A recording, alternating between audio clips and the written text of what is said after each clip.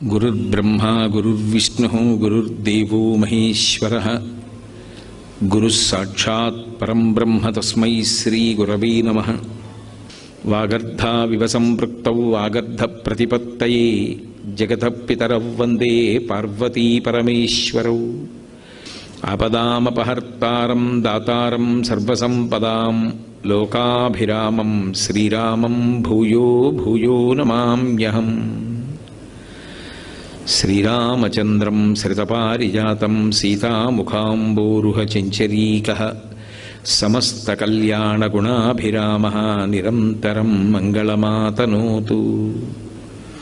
हरिः ओं। परमेश्वरस्वरूपैన సభకి నమస్కారం। ఆదిత్య వైభవము, ఆదిత్యుడు అంటే ఎవరో కాదు, సూర్యనారాయణమూర్తి. కశ్యప ప్రజాపతికి ఇద్దరు భార్యలు, దితి అదితి. దేవతలందరూ కూడా అదితి యొక్క సంతానం. రాక్షసులు దైత్యులందరూ కూడా దితి యొక్క సంతానం. దేవతలందరూ కూడా అదితి సంతానమైన అందరినీ ఆదిత్యులు అని పిలవరు. ఒక్క సూర్యనారాయణమూర్తిని మాత్రమే ఆదిత్యుడు అని పిలుస్తారు.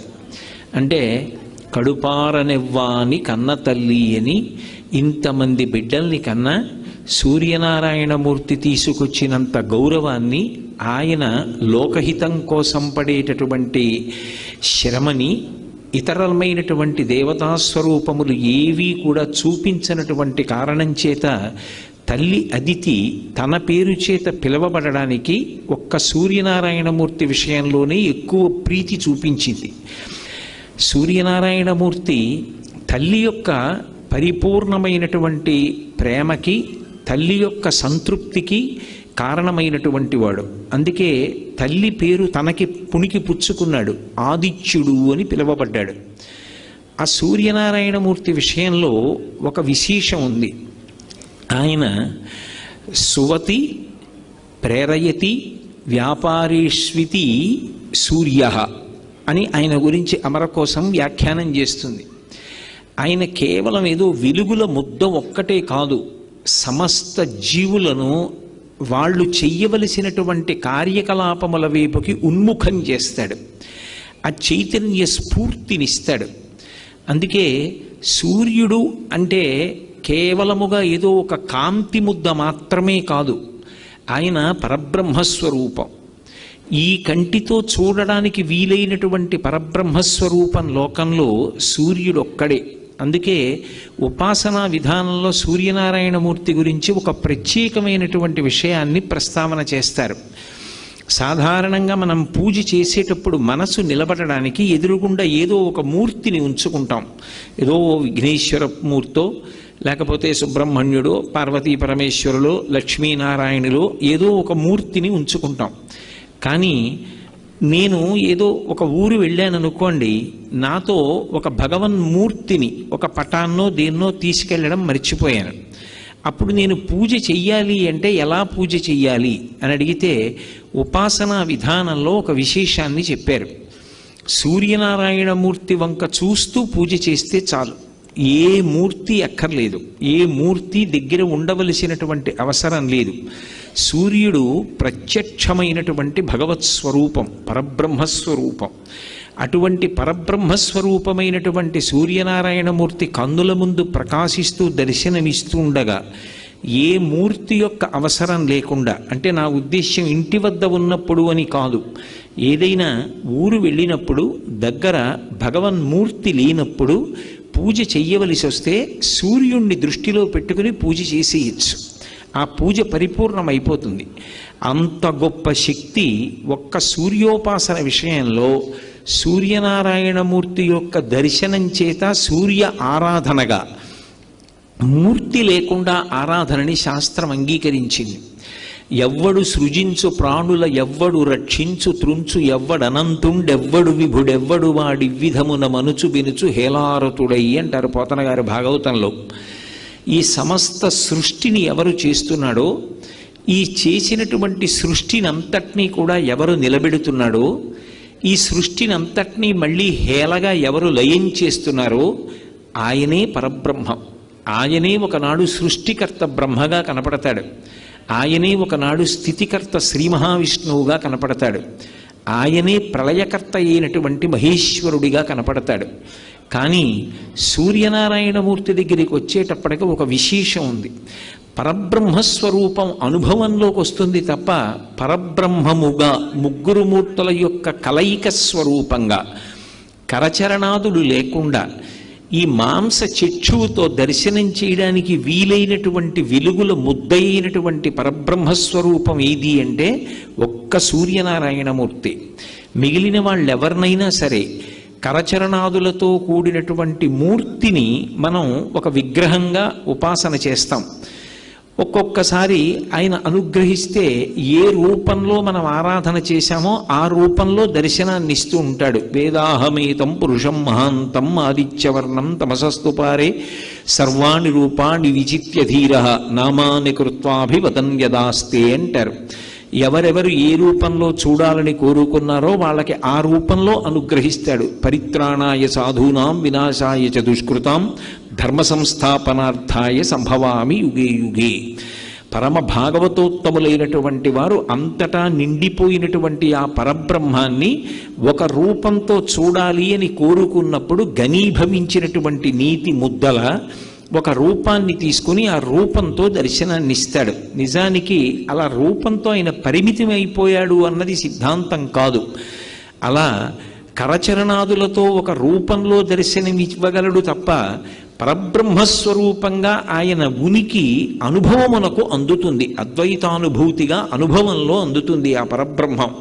కానీ అటువంటి పరబ్రహ్మమైనటువంటి స్వామి మన కంటికి ఒక వెలుగుల ముద్దగా కరచరణాదులు లేకుండా అంటే కాళ్ళు చేతులతో ఉన్నటువంటి మూర్తిగా కాకుండా దర్శనమివ్వాలి అంటే అది కేవలము ఒక్క సూర్యనారాయణ మూర్తిగానే దర్శనమిస్తాడు. మిగిలినప్పుడు ఒక మూర్తిగా భావన చేస్తే సృష్టి చేసినప్పుడు చతుర్ముఖ బ్రహ్మ అంటారు. ఆయనే లోకములను రక్షణ చేసినప్పుడు శ్రీ మహావిష్ణు స్వరూపము అంటారు.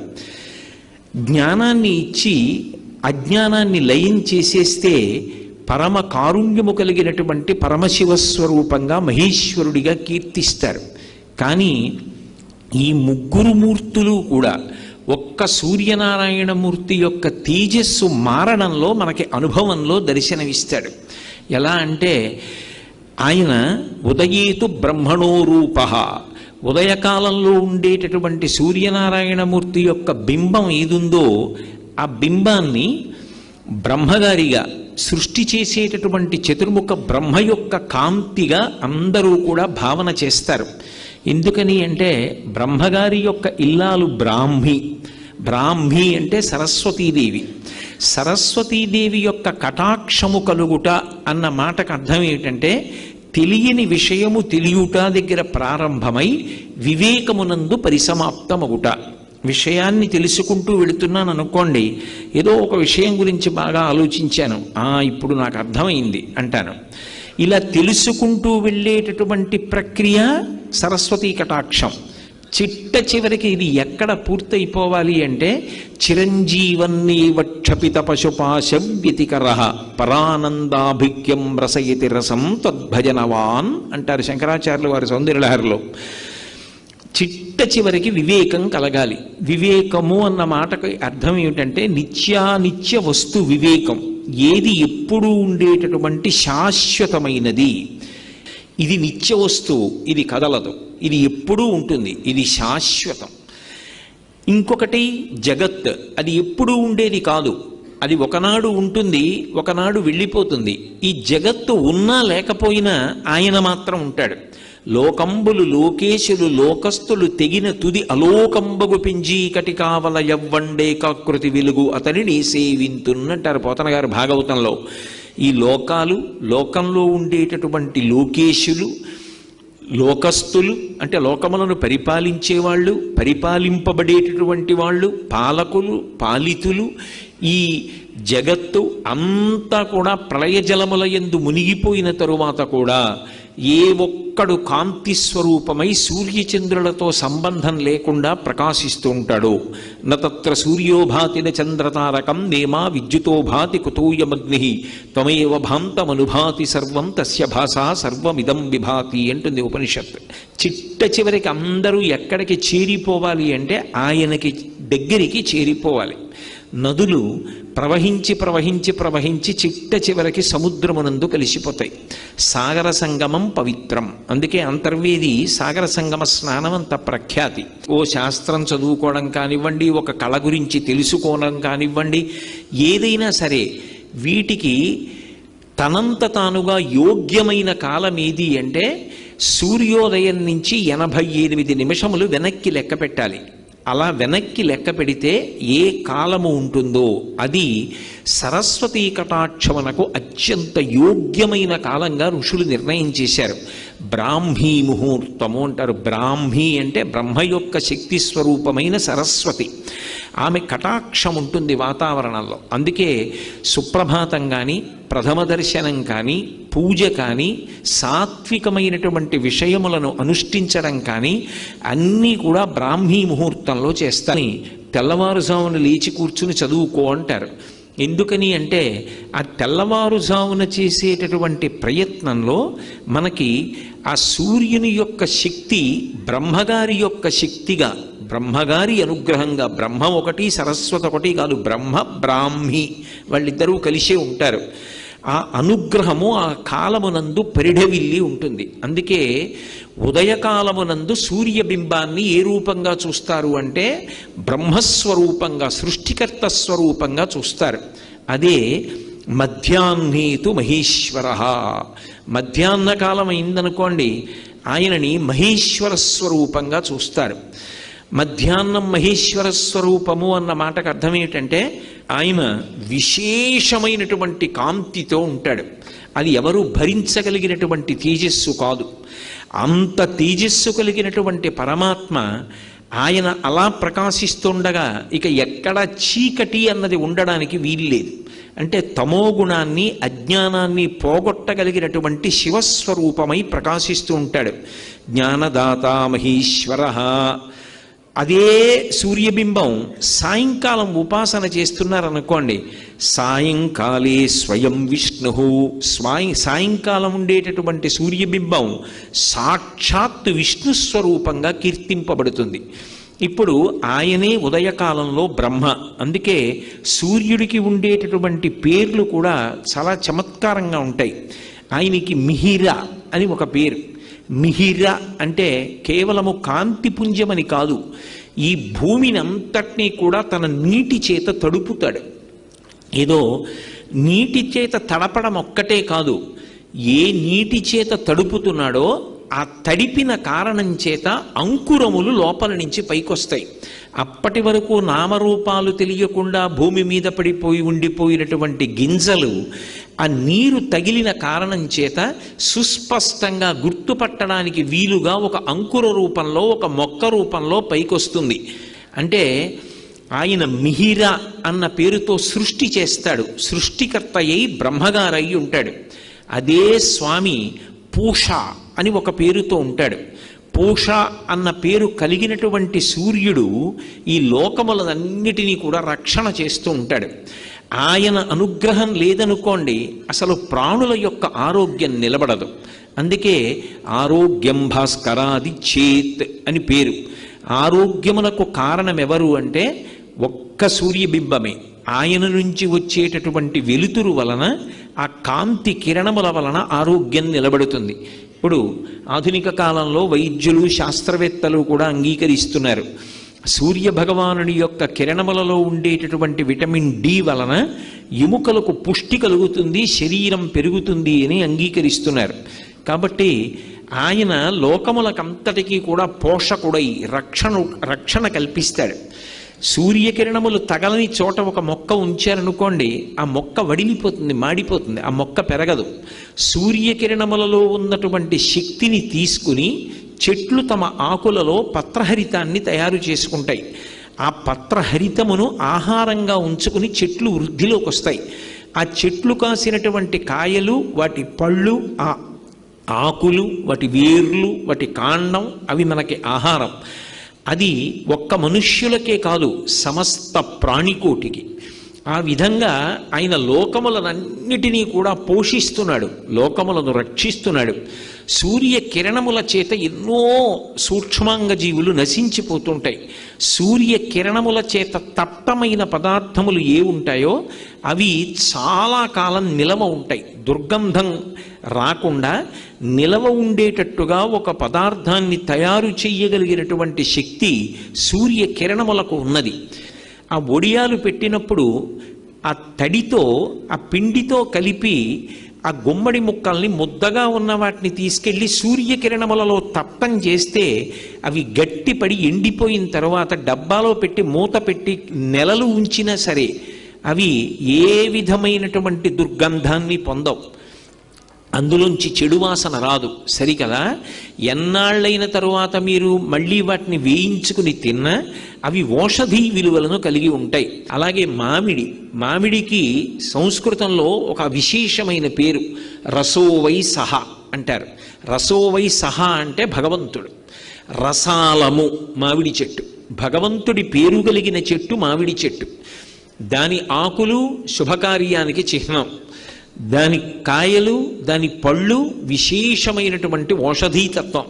అటువంటి మామిడిని నిలవ ఉంచి 365 రోజులు ఇంట్లో ఉపయోగించాలి అంటే ఒరుగులు అని మా చిన్నతనంలో మామిడి ముక్కలు చేసి సూర్యతప్తం చేస్తారు, సూర్యకిరణములలో ఎండబెడతారు. ఆ ఎండిపోయిన మామిడి ముక్క సంవత్సరంలో మామిడికాయ దొరకనటువంటి సమయంలో వంటలో వాడుకుంటే మళ్ళీ మామిడికాయ తెచ్చి కోసి వంట చేసుకుని ఏదైనా ఒక పదార్థాన్ని తయారు చేసుకుంటే ఎటువంటి రుచిని అనుభవిస్తారో అదే రుచిని అనుభవించడానికి యోగ్యమైన స్థితిని సూర్యకిరణములు కల్పిస్తున్నాయి. కాబట్టి ఆయన కిరణముల యందు అంత శక్తి ఉంది. రోజు రోజుకి సూర్యకిరణములలో ఉండేటటువంటి శక్తిని గమనించి వాటి ద్వారా ఎంత విద్యుదుత్పత్తి చెయ్యవచ్చో కూడా ఇవాళ ఆధునికులు పరిశీలనం చేసి ఆయన అనుగ్రహం చేత ఇంట్లో దీపాల దగ్గర నుంచి ఎన్నో విద్యుత్ పరికరములను వినియోగం చేస్తున్నారు. అందుకే ఆయన స్థితికర్త, లోకములన్నిటినీ కూడా నిలబెడతాడు. నిలబెట్టేటటువంటి లక్షణం ఉన్నవాడు కాబట్టి ఆయనకి పూష అని పేరు. అలాగే ఆయనకి హంస అని ఒక పేరు. హంస అన్న పేరు ఆయనకి ఎందుకు వచ్చింది అంటే ఆయన చీకటిని తొలగతోస్తాడు. చీకటిని తొలగతొయ్యడము అంటే అజ్ఞానాన్ని పోగొడతాడు.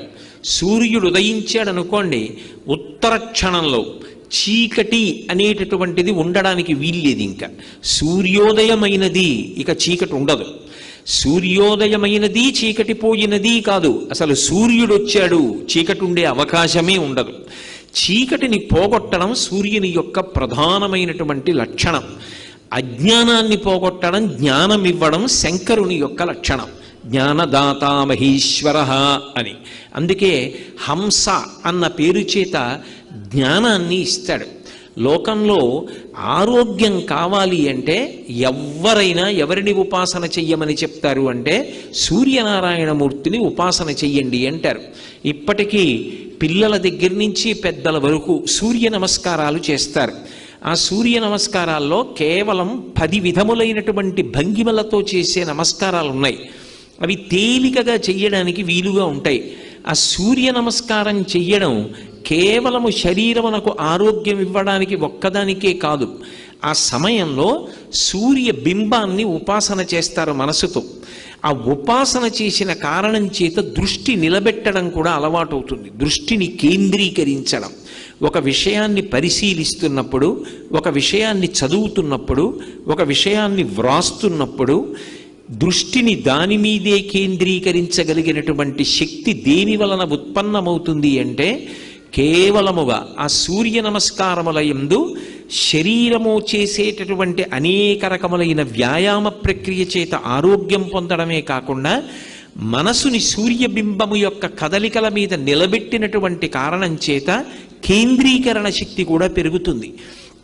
అంత గొప్పవి సూర్య నమస్కారాలు. కాబట్టి ఆయన జ్ఞానం ఇస్తాడు, హంస అని కీర్తింపబడతాడు. అందుకే ఉదయకాలమునందు బ్రహ్మస్వరూపంగా, మధ్యాహ్న కాలమునందు మహేశ్వర స్వరూపంగా, సాయంకాలంలో కేవలము విష్ణు స్వరూపంగా బ్రహ్మ విష్ణు మహేశ్వరులుగా ఒకే మూర్తి 3 కాలముల యందు ఉపాసన చెయ్యబడేటటువంటి వాడు ఎవరు అంటే సూర్యనారాయణమూర్తి. అందుకే ఈ మాంస చక్షువునకు గోచరమయ్యేటటువంటి పరబ్రహ్మస్వరూపం ఏది అంటే సూర్యబింబమే. సూర్యబింబం కర్మసాక్షి, సమస్తమైనటువంటి కర్మలకి కూడా ఆయన సాక్షిగా ఉంటాడు. మనం ఏం చేస్తున్నాము అనేటటువంటి ప్రతి పనిని పరమాత్మ స్వరూపంగా తెలుసుకుంటూ ఉంటాడు. ఒక దీపం ఉందనుకోండి, అది కేవలం కాంతినివ్వగలదు, కానీ సూర్యబింబంలోంచి వచ్చేటటువంటి కిరణములు అలా కేవలముగా కాంతినివ్వడం కాదు, దాని యందు ఒక విశేషమైనటువంటి శక్తి ఉంటుంది. ఆ శక్తిని ఋషులు గమనించారు. అది ఏ శక్తి అంటే అది లోపల ఉండేటటువంటి హృదయ పద్మాన్ని వికసనం పొందేటట్టుగా చేస్తుంది. అందుకే సమస్త ప్రాణులు కూడా, సాత్విక ప్రాణులన్నీ కూడా సూర్యోదయానికి కన్ను తెరుస్తాయి. కృతఘ్నఘ్నాయ దేవాయ జ్యోతిషాం పతయే నమః అంటారు ఆదిత్య హృదయంలో. పరబ్రహ్మస్వరూపమైనటువంటి సూర్యుడు ఆకాశంలో ఉదయించేటప్పటికీ తత్పూర్వము లేచి ఎవడు ఆయనకి స్వాగతం పలకడో, ఎవరు ఆయనకి నమస్కారం చెయ్యడో వాడు కృతఘ్నుడు. పరమాత్మయే మాంసచక్షువు చేత దర్శించడానికి వీలుగా ప్రయాణం చేసి వచ్చి దర్శనమిస్తుంటే ఆయనని దర్శించడానికి ఉత్సుకత చూపించకుండా తమోగుణ భూయిష్ఠుడై నిద్రపోయిన వాడెవరో వాడు కృతఘ్నుడు కనుక అటువంటి కృతఘ్నుణ్ణి ఆయన శిక్ష వేసి ఇబ్బంది పెడతాడు. అంటే పాఠం చెప్పి మనసు మారుస్తాడు. కాబట్టి కృతఘ్నఘ్నాయ దేవాయ జ్యోతిషాం పతయే నమః అంటారు. అటువంటి సూర్యబింబం ఏదున్నదో దాని యందు ఒక విశేషమైనటువంటి శక్తి ఉంటుంది. దాన్ని ఋషులు గుర్తించారు. అరుణము, సౌరపాఠము వీటిల్లో ఇచ్చారు. మహానుభావులు, దార్శనికులైనటువంటి కవులు మహాభారతాది ఇతిహాసములను ఆంధ్రీకరించినటువంటి తిక్కన గారు, వాల్మీకి మహర్షి వంటి వారు ఆ సూర్యోపాసన గురించి మనకి అద్భుతమైనటువంటి విశేషాల్ని ఆవిష్కరించారు. మహాభారతంలో తిక్కన గారు విరాట పర్వంలో సూర్యోదయం గురించి ఒక సీసపద్యం చేశారు. నీరజాకరములు నిష్ఠయై చేసిన భవ్యతపంబు ఫలమనంగా దినసముఖాభినందిత చక్రయుగ్మకంబులయనురాగంపు బ్రువనంగా హరిహర బ్రహ్మ మహానుభావంబులొక్కటింకాగరగిన గట్టి అనగా అతుల వేదత్రయ లతికాచయము పెనుబొందన్ పుట్టెడు మూలకందమనగా అఖిల జగముల కందెరయగుచు జన సమాజ కరపుట హృదయ సరోజములకు బుకుళనంబును జృంభణంబును నర్చి భానుబింబంబు పూర్వాద్రిపై విలింగే అన్నాడు ఆయన. ఎంత గొప్పగా చెప్పాడు! నిజంగా సూర్యతత్వాన్నంతటినీ చెప్పాడు అందులో. నీరజాకరములు నిష్ఠయై చేసిన భవ్యతపంబు ఫలమనంగా. తపస్సు చేసేటటువంటి వాళ్ళు నీటిలో నిలబడి కళ్ళు మూసుకొని 2 చేతులు తల మీదకెత్తి అంజలి ఘటించి తదేక దృష్టితో భగవంతుణ్ణి మనసులో ధ్యానం చేస్తూ ఆయన దర్శనం కోసం తపస్సు చేస్తారు. ఆయన ప్రత్యక్షం అయ్యాడనుకోండి, అమ్మయ్యాని చేతులు కిందకి దింపి స్తోత్రం చేస్తారు. సరోవరాల్లో ఉండేటటువంటి తామర పూల యొక్క మొగ్గలు రాత్రంతా కూడా ఇలా ముడుచుకొని ఆ కాడ మీద నిలబడి ఆకాశంలో సూర్యనారాయణమూర్తి వంక చూస్తూ ఆయన దర్శనం కోసం రాత్రంతా తపస్సు చేస్తే బ్రాహ్మీ ముహూర్తంలో లేత సూర్యకిరణాలు వచ్చి ఆ బింబానికి తగలగానే, కిరణములంటే కరములు, చేతులు, భగవద్దర్శనమై ఇలా చేతులతో తపస్సు చేస్తున్న వాణ్ణి ముట్టుకునేటప్పటికీ పరమ సంతోషంతో అంజలి ఘటించిన చేతులు కిందకి దింపి భగవన్మూర్తిని దర్శించినట్టుగా రాత్రంతా కూడా ఇలా రేకులు ముడుచుకుని తపస్సు చేసినటువంటి తామర మొగ్గలు తెల్లవారుజామున సూర్యకిరణాలు పడేటప్పటికీ ఒక్కసారి విచ్చుకుంటాయిట. వాటి తపము ఫలించిందా అన్నట్టుగా సూర్యబింబం వస్తుంది.